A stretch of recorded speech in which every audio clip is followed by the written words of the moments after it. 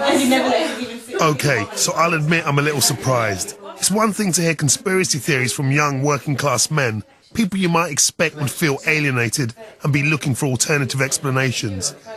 But the fact that this well-adjusted middle-class family has serious doubts is a real shock.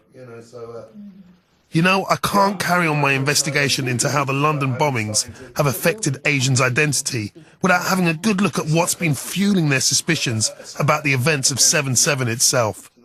It's just been announced that there'll definitely be no public inquiry into 7/7. They say the bombers were working alone and had no direct contact with Al-Qaeda.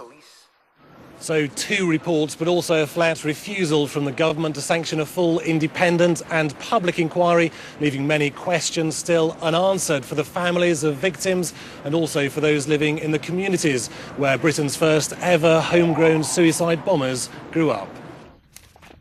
Author Nafeez Ahmed's new book is called The London Bombings, an Independent Inquiry. He's based his research on official documents and information in the public record. He doesn't believe there's a huge conspiracy at work, but he understands what is fueling these ideas. We simply do not have reasonable information, and on the contrary, what we find is that what the police have said, what the government has said about the attacks is riddled with inconsistencies and anomalies that the British public deserve an explanation for. Our problem is that in the absence of an independent inquiry, in the absence of the government being transparent with the British public, people are left to think the worst. Pretty much all experts agree the bombers would not have been acting alone. Is there a central figure, a mastermind, still here? This is what was being reported immediately afterwards, and it's where Dewsbury man Harun Rashid Aswat enters the story. At the time, it was publicly alleged by police he was the likely mastermind, the 5th man in the plot.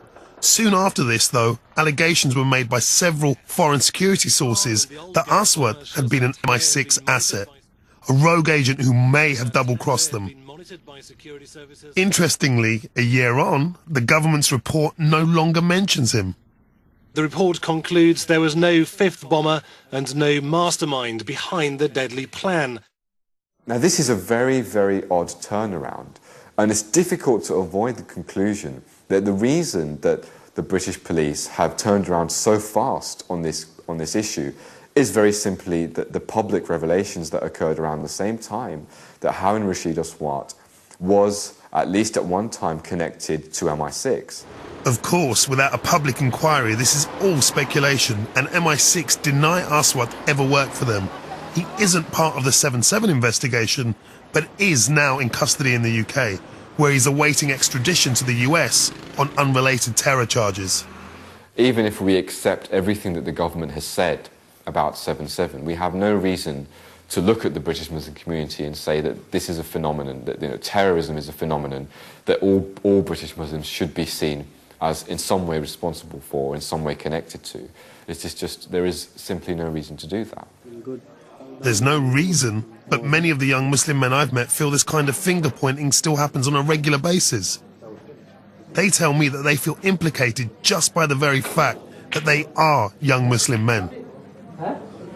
I mean, I travel to Leeds every day on the train. There's not even one white person that'll come and sit next to me, even though I have a JD Sport gym bag, yeah, and you can't fit nothing in there, but they still think he's got a backpack, he's got a beard. Or what's that? What's he pulling out? What's he pulling out? I'm not getting on that train. Fair enough, more room for me, why not? Where do you think all these things that are happening in terms of 9/11, 7/7, where's it going to lead us here in Britain? It's just going to lead us to the lowest of the law. Right? There are already people out there thinking Asian plus beard equals terrorist. There's some equation that they have in their head, you know. I mean, if that's going to keep on going, dragging on and on and on, and it's just going to be like, what are we? They're just going to kick us around, like, aren't they? Like everyone else I've met so far, Fazan says it's the way he's identified as a potential threat by non-Muslims that really upsets him. We're constantly warned that we're in danger from Islamic militants all over the world. And I can see how the press only seems interested in stories that promote this idea. Take the story about weapons of mass destruction before the Iraq invasion. It was front-page news that we were in imminent danger of an attack by a hostile Muslim nation. 5 years later, the truth has finally come out. But on what page does that story appear?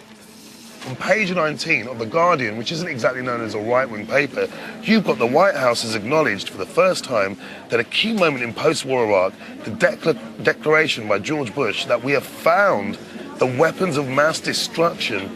He actually said that. George Bush said that was based on intelligence known in Washington to be false. That's on page 19. Why isn't that headlines? Why isn't there a massive picture of George Bush and the following headline? The declaration by George Bush that we have found the weapons of mass destruction, in quotation marks, was based on intelligence known in Washington to be false. If I was 19, paranoid, a believer in conspiracy theories, or even just someone who thought the media was distorting, pick up your daily newspaper. I've seen it now myself. This is a minor example, but I'm hearing it from everyone I talk to, and I can see it happening in subtle and more blatant ways all around. It's the backlash police and community leaders feared. Reprisal attacks on mosques and temples. On August the 2nd, 2005, the police said that in the 4 weeks after 7/7, reports of racist attacks in Yorkshire had doubled. In fact, they'd increased all over the country. The following day, the Shadow Defence Secretary, Gerald Howarth, said in an interview that if some Muslims don't like our way of life, there is a simple remedy. Go to another country. Get out. You're waiting for somebody to counteract an Islamophobic comment, and it doesn't come.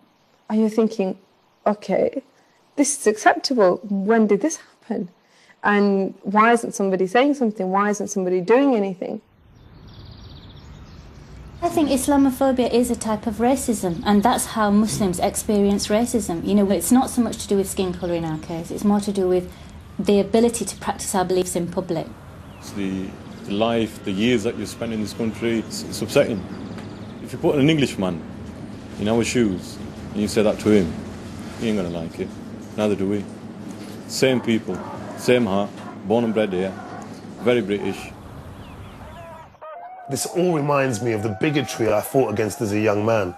I thought we were winning the battle and racism against Asians was on its way out. But we've now got this new form of hatred called Islamophobia, a whole religion being blamed for the actions of a few. You know, I've seen something worryingly like this before in my own life, when Sikhs were made the scapegoats for the actions of a few radicals in India in 1984. There'd been a wave of terrorist attacks by Sikh extremists, people who didn't in any way represent the views of the majority peaceful population. While I was out there, Indira Gandhi was assassinated by her bodyguards, and me and my family, a British Asian family, found ourselves in my uncle's house in Delhi, locked into a bathroom with people trying to burn down the house around us and trying to kill us. And while this young 13-year-old version of myself sat there going, what is going on? And not really understanding what was going on, we had knocking on the back door. And I actually remember hearing my uncle and my dad and everyone debate whether they should open the door because it was the next door neighbor. And they started suddenly saying, it's the next door neighbor, maybe he wants to kill us. They've known each other for 50 years. And suddenly, in the space of one morning, they're going, does he want to kill us? In the end, we went down. He led us, he said, I'm going to get you to safety. He took us into a room, and in this room, every Sikh in the neighborhood was in there. Women crying, kids freaking out, and I remember being squashed in like a sardine, and it hit me like a ton of bricks. I suddenly went, Anne Frank was a Jew who ran away from people who wanted to kill her because of her race and religion, and she had to hide, and I'm doing the same thing right now. And at that point, I started crying because I suddenly realized what was going on.